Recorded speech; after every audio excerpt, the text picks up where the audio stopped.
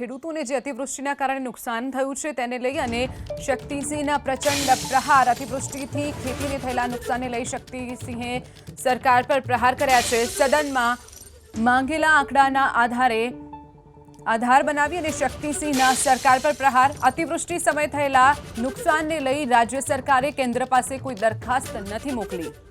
ભારત સરકાર દ્વારા મારફત મને મળ્યો છે। આ જવાબ ખૂબ ચિંતાજનક છે। કેન્દ્ર સરકારે કહ્યું છે કે જ્યારે કોઈ મોટી કુદરતી આફત આવે ત્યારે એનડીઆરએફમાંથી સહાયની મોટી રકમ મળે, પરંતુ રાજ્ય સરકાર દ્વારા નુકસાનીનું સર્વે કરીને કોઈ આવેદન આપવામાં આવે, માંગણી કરવામાં આવે ત્યારે આ રકમ છૂટી થતી હોય છે। 2024 દરમિયાન અતિવૃષ્ટિથી ગુજરાતમાં નુકસાન થયું, પરંતુ ગુજરાતની સરકારે કોઈ પણ પ્રકારનું નુકસાની માટેનું માંગણી કરતું આવેદનપત્ર કેન્દ્રને નથી આપ્યું। માટે કેન્દ્ર તરફથી એનડીઆરએફમાં જે સ્પેશિયલ સહાય મળવી જોઈએ એ નથી મળી શકી। એસડીઆરએફમાં અને રેગ્યુલર સહાયની મર્યાદા હોય છે। ભૂતકાળમાં આવા પ્રસંગોએ ગુજરાત સરકારે કેન્દ્રની સ્પેશિયલ સહાય માટે આજના વડાપ્રધાન શ્રી જ્યારે મુખ્યમંત્રી હતા ગુજરાતના, હું વિરોધ પક્ષનો નેતા હતો, એમણે સ્પેશિયલ સહાય માટે આવેદન રજૂ કર્યું હતું। શરદ પવારજી કૃષિ મંત્રીને વિનંતી કરીને ખાસ એ ગાંધીનગર પણ આવ્યા હતા। કોંગ્રેસ પક્ષ તરીકે અમે પણ ગુજરાતને વધારે સહાય થાય, કેન્દ્રમાં કોંગ્રેસની સરકાર હતી, માંગણી કરી હતી અને ઉદાર હાથે એનડીઆરએફમાંથી પૈસા મળ્યા હતા જ્યારે આટલું મોટું નુકસાન નહોતું। આ વખતે ગુજરાતમાં ખૂબ મોટા પાયે નુકસાન થયું, કેટલાય ખેડૂતો બરબાદ થયા છે।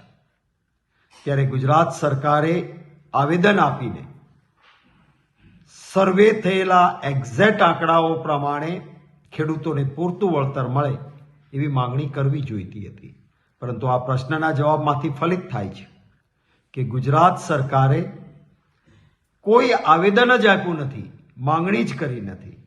હું માનું છું કે આ એક ગુનાહિત બેદરકારી છે। ગુજરાતના ખેડૂતો પાયમાલ થાય, કેન્દ્રમાંથી પૈસા મળે એમ હોય, ડબલ એન્જિન સરકારની વાતો કરતા હોય, એટલે કે બંને જગ્યાએ ભારતીય જનતા પાર્ટીની સરકાર છે, એમાં પણ વડાપ્રધાન શ્રી એ ગુજરાતના છે આપણા, ત્યારે તો મોસાળ લગનને માં પીરસણે આપણા ખેડૂતોને, આપણા ગુજરાતીઓને નુકસાનીમાં વધારે ફાયદો મળવો જોઈએ। એના બદલે માંગણી પણ નહીં કરવાની, આવેદન પણ નહીં આપવાનું, હું માનું છું આ એક ગુનાહિત બેદરકારી છે અને ગુજરાતની જનતાને ઘોર અન્યાય ગુજરાતની ભાજપની સરકાર દ્વારા થયો છે એ વાતનું ભારોભાર મને દુઃખ છે। સંસદ રાજ્યસભામાં ગુજરાતમાં અતિવૃષ્ટિથી જે ખેડૂતોને નુકસાની થઈ છે એના સંદર્ભમાં મારો એક પ્રશ્ન હતો, જેનો જવાબ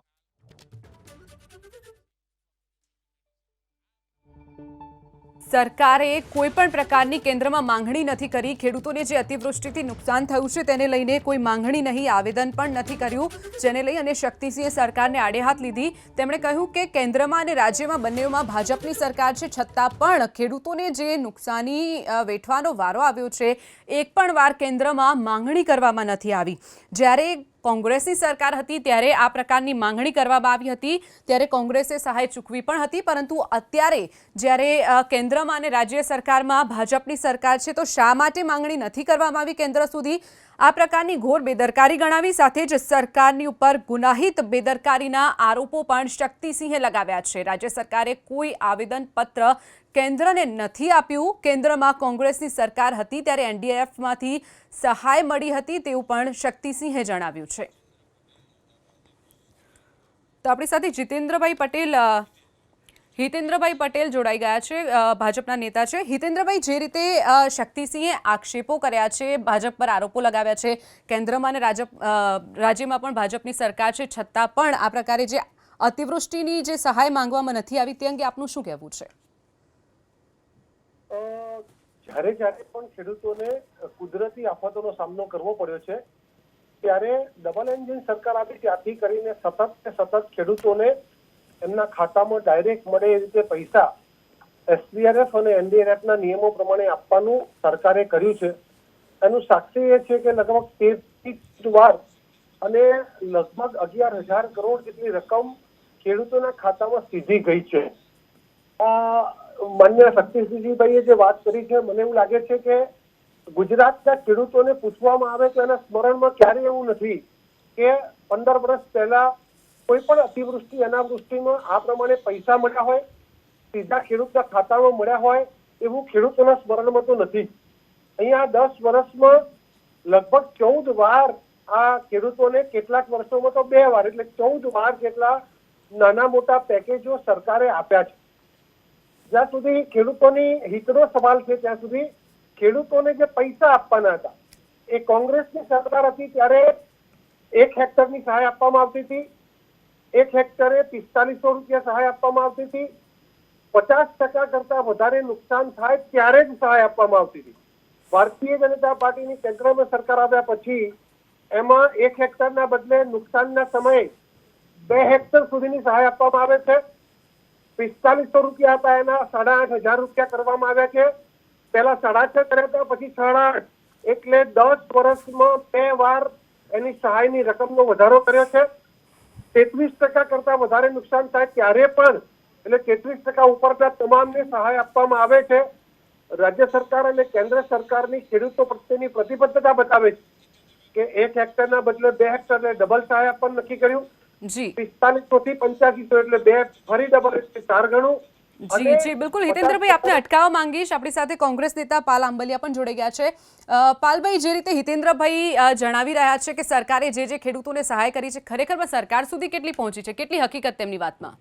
હું હિતેન્દ્રભાઈનો પહેલા જવાબ આપું, પછી શક્તિસિંહે જે વાત કરી એની એ વાત કરીશ.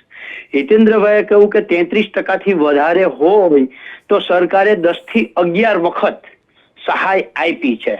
આવું હિતેન્દ્રભાઈ એના મોઢે સ્વમુખે આવું કબૂલ કરી ચૂક્યા છે. એને કહ્યું સરકારે સહાય આપી છે. હું કહું છું, હિતેન્દ્રભાઈને પ્રશ્ન પૂછું છું કે તમે જે સહાય આપી છે વધીને કેટલી આપી છે? 20,000, 22,000, 25,000 પ્રતિ ખેડૂત, SDRF પ્લસ રાજ્ય સરકારનું ફંડ બંને મળીને. એની સામે ખેડૂતને તમે નુકસાન કેટલું કર્યું છે? 33%થી વધારે નુકસાન હતું ત્યારે સરકારે સહાય કરી છે, 11 વખત સહાય કરી છે. હું એમ કહું છું 25 વખત સહાય કરી છે. પણ સવાલ એ છે કે સહાય શું કામ કરી છે? તાકે જે પાક વીમા યોજના બંધ હતી, 1 હેક્ટરે ખેડૂતને 33,000, 35,000, 40,000, 45,000 આ 33% નુકસાનમાં મળતા હતા. 1 હેક્ટરે 33,000, 35,000, 45,000 મળતા હતા. એ પાક વીમા યોજના બંધ કરી અને બંધ કર્યા પછી સરકાર આ સહાય આપે છે. અને એ સહાય કેવી આપે છે તો ગઈકાલનો અને ગઈકાલેની પરમ દિવસે સુરેન્દ્રનગરમાં ખેડૂતોએ આવેદન પત્ર આપ્યું અને ત્યાં ખેતીવાડી અધિકારી, હિતેન્દ્રભાઈ અહીંયા ઓફિસમાં બેસીને વાતો કરવી છે, જિલ્લામાં ખેતીવાડી અધિકારીના વિડીયો જોતા હોય તો એબીપીને હું મોકલું, એબીપી અસ્મિતાને. ત્યાં ખેડૂતો સામે જિલ્લા ખેતીવાડી અધિકારી પાસે ઉત્તર દેવાનો કોઈ ઓપ્શન નહોતો. આવી સહાય તમે કરી છે 11 વખત. હું 2019 યાદ કરાવવા માંગુ છું. વિધાનસભામાં જવાબ આપ્યો છે સરકારે. 3,750 કરોડનું પેકેજ જાહેર કર્યું હતું, 1,250 કરોડ ચૂકવાતા. આવી સહાય તમે 11 વખત હિતેન્દ્રભાઈ ચૂકવી છે. હવે વાત રહી દિલ્હીની. જે લોકસભાની અંદર જે કહેવાતું હતું કે નરેન્દ્રભાઈ અને અમિતભાઈ દિલ્હી જશે તો આપણે તો શું કહેવાય, મોસળમાં જમણવાર ને માં પીરસનાર, આવી પરિસ્થિતિ ગુજરાતના ખેડૂતોને થશે. જે નરેન્દ્રભાઈ 2012-13માં હટીને કહેતા કે ખેડૂતોને આ કેન્દ્ર સરકાર તરફથી હળહળતો અન્યાય, આ કેન્દ્ર સરકારની થપ્પડ, આ થપ્પડ જે છે આનો જે પ્રચાર કર્યો તો, મારી વાત પૂરી જ કરું છું, પૂરી જ કરું છું. ત્યારે આજે કેન્દ્ર સરકારે ડબલ એન્જિનની સરકારમાંથી એક એન્જિને કહ્યું કે અમારા સુધી તો હજી અહેવાલ જ પહોંચ્યો નથી. એબીપી અસ્મિતાની ડિબેટમાં કે અન્ય કોઈ પણ ડિબેટમાં જ્યારે હિતેન્દ્રભાઈ બેઠા છે ત્યારે મેં કહ્યું છે કે 2016ના કેન્દ્ર સરકાર સહાયતાના અછતગ્રસ્તનો મેન્યુઅલનો અમલ નથી થતો. જો એ અમલ થયો હોત તો કેન્દ્રમાં અહેવાલ ગયો હોત, અને અહેવાલ ગયો હોત તો આજે કેન્દ્ર સરકાર જે રીતે છટકી ગઈ છે કે અમને કોઈ અહેવાલ આવ્યો નથી એમ કરીને જે છટકવાની વાત છે એ છટકી ન શકી હોત. એટલે આ ક્યાંક ને ક્યાંક કેન્દ્રની સરકાર અને રાજ્યની સરકાર સાથે મળી અને ખેડૂતને કેવી રીતે પાયમાલ કરવા એની સ્ટ્રેટેજિક ષડયંત્ર છે આ, અને આ ષડયંત્રનો ભાગ છે. પાલભાઈ, આપ અમારી સાથે જોડાયેલા રહેશો. હિતેન્દ્રભાઈ, જે રીતે આક્ષેપો લગાવવામાં આવ્યા છે, સરકારે વીમા યોજના બંધ કરી અને કેન્દ્ર સરકાર ને રાજ્ય સરકાર જે ખેડૂતો સાથે અન્યાય કરી રહ્યો છે, શું કહેશો આપ એક ભાજપના નેતા તરીકે? જો પાલભાઈની જવાબદારી છે અને છેલ્લા 30 વર્ષથી ગુજરાતની જનતાએ અમને જવાબદારી આપી છે કે આ પ્રમાણે અનાપ શનાપ નિવેદનો કરીને ખેડૂતોનું અપમાન કર્યા કરવું, એમ સરકારને ભાડ્યા કરવી એમ. પણ સદનસીબે ગુજરાતના શાણા ખેડૂતો, શાણી જનતા એ વાત સાંભળતી નથી. આપણે સતત ને સતત જોઈ રહ્યા છીએ. આ દેશમાં દુકાળ પડવાનું, અતિવૃષ્ટિ થવાનું, અનાવૃષ્ટિ થવાનું, કરા પડવાનું કે વાવાઝોડું આવવાનું આ 10 જ વર્ષમાં બન્યું છે. મારી પાસે પાલભાઈ ચર્ચા કરે કે ભૂતકાળમાં 10 વર્ષમાં કે આગળના 10 વર્ષમાં એક રાતી પાઈ પણ રોકડા રૂપિયાના સ્વરૂપમાં આપી હોય તો એની ચર્ચા કરે. જે પાક વીમાની પાલભાઈ ચર્ચા કરે છે એ પાક વીમાની યોજના અમે લાવ્યા હતા. તમારા સમયમાં જે પાક વીમા હતો એ રાજકોટ પૂરતો મર્યાદિત હતો અને ક્યારે 1 લાખ ખેડૂતો પાક વીમાથી એ રક્ષિત નહોતા. 1 લાખ. આજે 16 થી 19 લાખ ખેડૂતો આ પાક વીમામાં યોજનામાં હતા. તમારા પાપે કોંગ્રેસના પ્રવક્તાઓના પાપે આ પાક વીમા યોજના સરકારને મરજિયાત કરવી પડી અને રદ કરવી પડી. તમારા ગલત આક્ષેપોને કારણે આ નવા કૃષિ કાયદા રદ થયા અને પરિણામે ખેડૂતોને નુકસાન પડે છે. અને ગુજરાતની જનતા સુકેરે જાણે છે.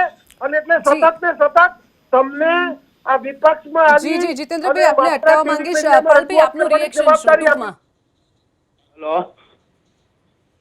હેલો. જી, ટૂંકમાં આપનું રિએક્શન પાલભાઈ. હિતેન્દ્રભાઈએ જે કહ્યું કે અગાઉ આવી રીતે, હિતેન્દ્રભાઈ તમને યાદ નહીં હોય, પપ્પાને પૂછજો કે 1983 થી રાજીવ ગાંધીજી આ પાક વીમા યોજના લઈ આવ્યા. 1997, 98, 1985, 86, 87 જે દુષ્કાળ પડ્યો ને ત્યારે 150% પાક વીમો ખેડૂતોને મળ્યો છે.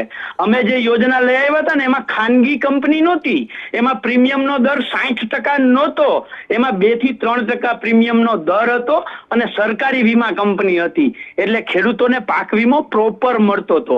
તમે 60% પાક વીમાનો દર રાખી ગુજરાતની જનતાના ટેક્સના પૈસા ખાનગી કંપનીઓને આપી અને ખેડૂતોને 0%, 0.68% પાક વીમો તમે ખેડૂતોને આપ્યો છે. અગાઉ 0.68% પાક વીમો નહોતો. અગાઉ જે પાક વીમા હતા એ 150% પાક વીમા મળતા હતા. જી, બિલકુલ. હિતેન્દ્રભાઈ અને પાલભાઈ, જોડાવા બદલ આભાર આપનો. તો શક્તિસિંહે સરકાર પર આક્ષેપો લગાવ્યા છે. રાજ્ય સરકારે કોઈ આવેદન પત્ર કેન્દ્ર સુધી નથી મોકલ્યું, જેના કારણે ખેડૂતોને અતિવૃષ્ટિની સહાય મળે.